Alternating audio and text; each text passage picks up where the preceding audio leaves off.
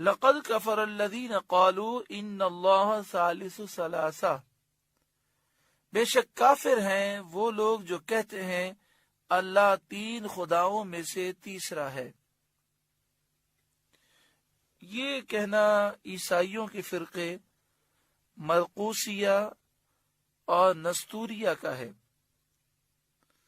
اکثر مفسرین کا قول ہے کہ اس سے ان کی مراد یہ تھی کہ اللہ، مریم اور عیسیٰ تینوں خدا ہیں، الہ ہیں، اور الہ ہونا ان سب میں مشترک ہے، سب الہ ہیں، نعوذ باللہ من ذالک۔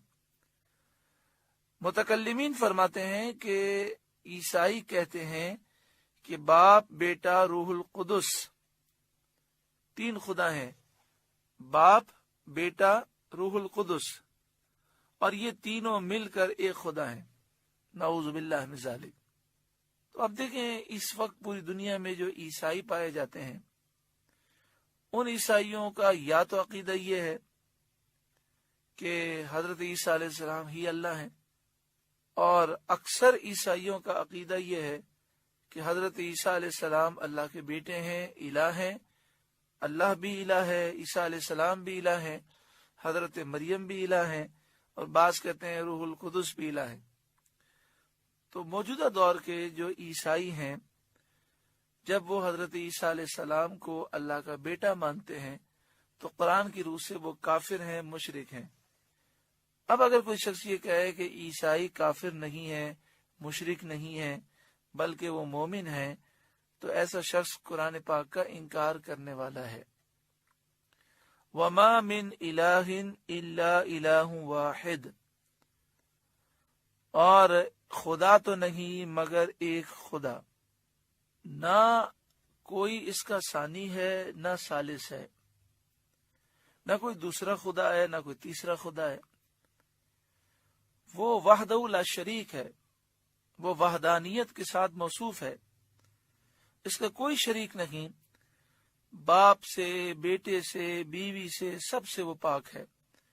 وما من الہ الا الہ واحد، خدا تو نہیں مگر ایک خدا، صرف ایک وحدہ لا شریک خدا ہے، الہ ہے، معبود ہے۔ وَإِن لَّمْ يَنْتَهُوا عَمَّا يَقُولُونَ، اور اگر اپنی بات سے وہ باز نہ آئے اور تثلیث کے معتقد رہے، توحید اختیار نہ کی، اور یہ کہتے رہے کہ خدا تین ہیں، لَيَمَسَّنَّ الَّذِينَ كَفَرُوا مِنْهُمْ عَذَابٌ أَلِيمٌ، تو جو ان میں کافر مریں گے ان کو ضرور دردناک عذاب پہنچے گا۔ افلا یتوبون الی اللہ ویستغفرونہ، تو کیوں نہیں رجوع کرتے اللہ کی طرف اور اس سے بخشش کیوں نہیں مانگتے۔ واللہ غفور الرحیم، اور اللہ بخشنے والا مہربان ہے۔ قرآن دعوت دے رہا ہے کہ اے عیسائیوں، کیوں توبہ نہیں کرتے؟ کیوں یہ لوگ اللہ کی بارگاہ میں معافی نہیں مانگتے؟ سچی پکی توبہ کریں، ایمان لے آئیں، اللہ سارے گناہ بخش دے گا۔ مل مسیح ابن مریم الا رسول، مسیح بن مریم نہیں مگر ایک رسول۔ حضرت عیسیٰ عظیم الشان رسول ہیں، خدا نہیں، الہ نہیں، معبود نہیں، اللہ کے بیٹے نہیں ہیں۔ ان کو الہ ماننا غلط ہے، باطل ہے اور کفر ہے۔ قد خلت من قبلہ الرسل، اس سے پہلے بہت رسول ہو گزرے، وہ بھی معجزات رکھتے تھے۔ یہ معجزات اس بات کی دلیل تھے کہ یہ سچے نبی ہیں۔ اسی طرح حضرت عیسیٰ علیہ السلام بھی رسول ہیں، ان کے معجزات بھی نبوت کی دلیل ہیں، انہیں رسول ہی ماننا چاہیے۔ جیسے دیگر انبیاء علیہ السلام کو معجزات کی بنا پر خدا نہیں مانتے، ان کو بھی خدا نہ مانو۔ دیگر کئی نبیوں نے معجزات دکھائے، حضرت عیسیٰ علیہ السلام نے بھی اللہ کے حکم سے معجزات دکھائے۔ انہوں نے مردوں کو زندہ کیا، انہوں نے بیماروں کو شفا دی، برس کے مریضوں کو شفا دی۔ مادر ذات اندھوں کو آنکھیں دیں، غیب کی خبریں وہ دیتے. لیکن حضرت عیسیٰ علیہ السلام خود اعلان فرما رہے ہیں کہ یہ میں اللہ کے اذن سے کرتا ہوں اور اللہ کی دی ہوئی طاقت سے کرتا ہوں، میں الہ نہیں، خدا نہیں، معبود نہیں. تو یہ معجزات اللہ تعالیٰ نے اپنے نبیوں کو عطا فرمائے ہیں، لہذا عیسیٰ علیہ السلام کو خدا سمجھنا بہت بڑی غلطی ہے اور کفر ہے. وَأُمُّهُ صِدِّيقَةٌ، اور ان کی ماں صدیقہ ہیں، بہت سچی ہیں، جو اپنے رب کے کلمات اور اس کی کتابوں کی تصدیق کرنے والی ہیں. عیسیٰ علیہ السلام اور حضرت مریم کے متعلق فرمایا گیا کانا یأکلان الطعام، دونوں کھانا کھاتے تھے. اس میں عیسائیوں کا رد ہے کہ خدا غذا کا محتاج نہیں ہو سکتا، تو جو غذا کھائے، جسم رکھے، اس جسم میں تحلیل واقع ہو، غذا اس کا بدل بنے، وہ کیسے الہ اور خدا ہو سکتا ہے؟ اللہ تعالیٰ تو کھانا کھانے سے پاک ہے. انظر کیف نبین لہم الآیات، دیکھو تو ہم کیسی صاف نشانیاں ان کے لیے بیان کرتے ہیں. ثم انظر انا یؤفکون، پھر دیکھو وہ کیسے اوندھے جاتے ہیں. یعنی قرآن مجید فرقان حمید میں کس طرح واضح انداز میں سمجھایا گیا، لیکن اس کے باوجود یہ سمجھتے نہیں اور کفر و شرک کی طرف اوندھے جاتے ہیں. قل اتعبدون من دون اللہ ما لا یملک لکم ضرا ولا نفعا، اے محبوب آپ فرمائیے کیا اللہ کے سوا ایسے کو پوجتے ہو جو تمہارے نقصان کا مالک، نہ نفع کا مالک، نہ تمہارے نقصان کا مالک ہے نہ نفع کا مالک ہے. یہ شرک کو باطل قرار دینے کی ایک اور دلیل ہے. اس کا خلاصہ یہ ہے کہ الہ، خدا، معبود، عبادت کا مستحق وہی ہو سکتا ہے جو نفع اور نقصان وغیرہ ہر چیز پر ذاتی قدرت اور اختیار رکھتا ہو. جو ایسا نہ ہو وہ الہ نہیں، خدا نہیں، معبود نہیں، عبادت کا مستحق نہیں ہے. حضرت عیسیٰ علیہ السلام نفع اور نقصان جو طاقتیں رکھتے ہیں اس کے وہ بذات مالک نہیں ہیں، بلکہ اللہ کی عطا سے مالک ہیں. اللہ تعالیٰ کے مالک کرنے سے مالک ہوئے، تو ان کی نسبت الوہیت کا اعتقاد باطل ہے، انہیں خدا سمجھنا غلط ہے. جو وہ نفع دیتے ہیں اللہ کے اذن سے دیتے ہیں. واللہ هو السمیع العلیم، اور اللہ ہی سننے والا، جاننے والا ہے.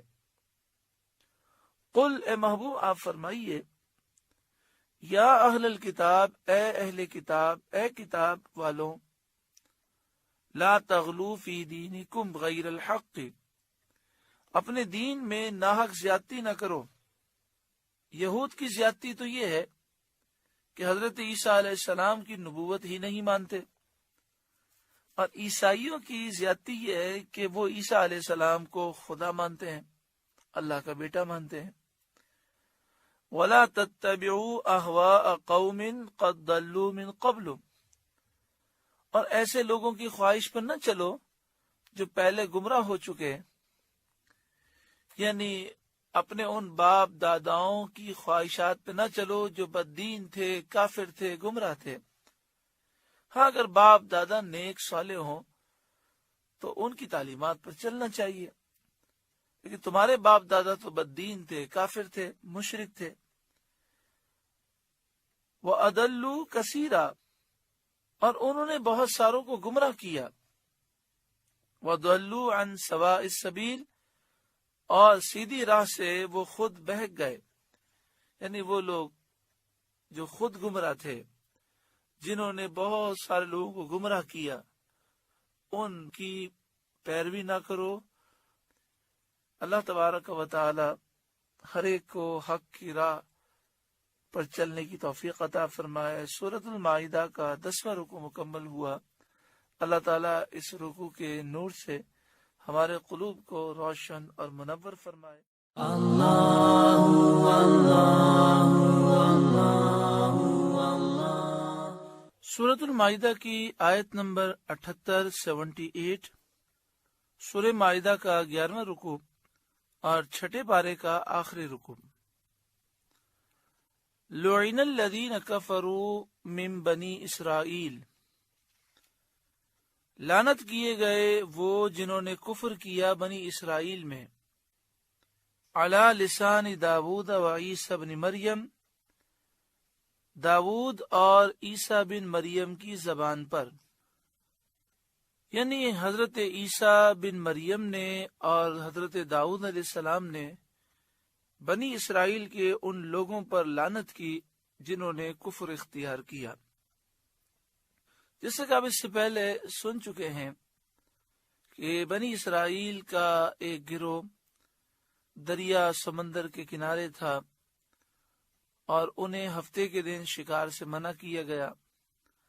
بعض مفسرین کہتے ہیں کہ اس بستی کا نام ایلا تھا، تو وہاں کے رہنے والوں نے حد سے تجاوز کیا اور ہفتے کے دن شکار کرنے سے منع کیا گیا تھا، لیکن انہوں نے ایک ناجائز ہیلا نکالا اور اس حکم کی مخالفت کی۔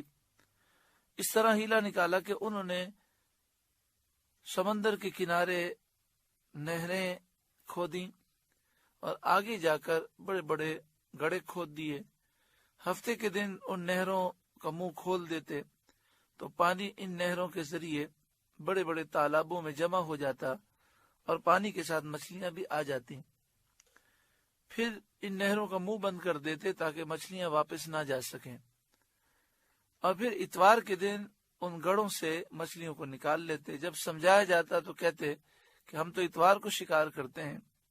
تو انہیں بتایا گیا کہ مچھلیوں کو گڑھے میں قید کر لینا یہ بھی شکار ہی ہے، لیکن انہوں نے مخالفت کی تو حضرت داؤد علیہ السلام نے ان پر لعنت کی، اور حضرت صدر الافاضل مولانا نعیم الدین مراد آبادی علیہ رحمہ لکھتے ہیں کہ حضرت داؤد علیہ السلام نے ان پر لعنت کی اور ان کے حق میں بد دعا فرمائی، تو وہ بندروں اور خنزیروں کی شکل میں مسخ کر دیے گئے۔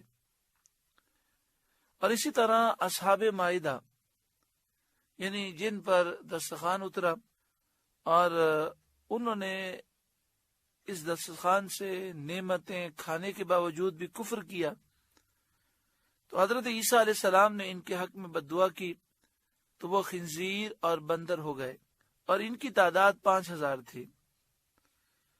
بعض مفسرین کا قول ہے کہ یہود اپنے آبا پر فخر کیا کرتے تھے اور کہتے تھے ہم انبیاء کی اولاد ہیں۔ اس آیت میں انہیں بتایا گیا کہ ان انبیاء علیہ السلام نے ان پر لعنت کی ہے۔ ایک قول یہ ہے کہ حضرت داؤد اور حضرت عیسیٰ علیہ السلام نے ان پر لعنت کی ہے، کہ حضرت عیسیٰ علیہ السلام اور حضرت داؤد علیہ السلام نے ان لوگوں پہ لعنت کی کہ جنہوں نے حق سے اعراض کیا اور کفر اختیار کیا۔ اور ایک قول یہ ہے کہ انہوں نے نبی اکرم صلی اللہ علیہ وآلہ وسلم کی بشارت دی اور فرمایا کہ جب نبی آخر الزمان تشریف لائیں تو تم ایمان لانا، اور جو ایمان نہیں لائے گا اس پر حضرت داؤد علیہ السلام نے اور حضرت عیسیٰ علیہ السلام نے لعنت فرمائی۔ لعنت کے معنی یہ ہوتے ہیں کہ اللہ تبارک و تعالی کی بارگاہ میں انہوں نے دعا کی کہ اے اللہ، ایسا شخص جو نبی اکرم صلی اللہ علیہ وسلم پر ایمان نہ لائے تو اسے اپنی رحمت سے محروم کر دے۔ لعن الذین کفروا من بنی اسرائیل علی لسان داود و عیسی بن مریم، بنی اسرائیل میں سے جن لوگوں نے کفر کیا وہ لعنت کیے گئے داؤد اور عیسیٰ بن مریم کی زبان پر۔ ذالک بما عصوا وکانوا یعتدون، یہ لعنت بدلہ ہے ان کی نافرمانی کا اور سرکشی کا۔ کانوا لا یتناہون عن منکر فعلوہ، جو بری بات کرتے آپس میں ایک دوسرے کو نہ روکتے۔ لعنت کا ایک سبب یہ بیان کیا جا رہا ہے کہ آپس میں ایک دوسرے کو بری بات سے وہ نہ روکتے تھے، لبئس ما کانوا یفعلون، ضرور بہت ہی برے کام کرتے تھے۔ اس سے معلوم یہ ہوا کہ بنی اسرائیل کی تباہی کی بہت بڑی وجہ یہ تھی کہ ان لوگوں نے گناہ کیے، اور جو گناہ کرتے تھے ان کو یہ روکتے نہیں تھے۔ مسلمانوں کو چاہیے کہ خود گناہوں سے بچیں، اور جو گناہ کر رہے ہیں ان کو روکنے کی کوشش کریں۔ کم از کم انسان نرمی کے ساتھ زبان سے تو کہہ سکتا ہے کہ یہ کام شرعی طور پر حرام ہے، گناہ ہے، آپ نہ کریں۔ پھر وہ نہ مانے تو اس کے نصیب ہے، لیکن کہنے کی ہمت تو کریں۔ آیت سے ثابت ہوا کہ برائی سے لوگوں کو روکنا واجب ہے، اور برائی سے منع نہ کرنا سخت گناہ ہے۔ ترمذی کی حدیث میں ہے کہ جب بنی اسرائیل گناہوں میں مبتلا ہوئے تو ان کے علماء نے شروع میں تو انہیں منع کیا، جب وہ باز نہ آئے تو پھر وہ علماء بھی ان سے مل گئے، کھانے پینے اٹھنے بیٹھنے میں ان کے ساتھ شامل ہو گئے۔ ان کے اس گناہ کا اور ظلم کا اور زیادتی کا یہ نتیجہ ہوا کہ اللہ تعالیٰ نے حضرت داؤد اور حضرت عیسیٰ علیہ السلام کی زبان سے ان پر لعنت اتاری۔ آج بھی یہی ہو رہا ہے کہ پہلے جو نیک لوگ تھے، مذہبی لوگ تھے، انہوں نے لوگوں کو برائیوں سے روکا، روکنے کے باوجود لوگ باز نہ آئے، کہنا ہی چھوڑ دیا۔ اب دیکھیں حدیث کے الفاظ کیا ہیں۔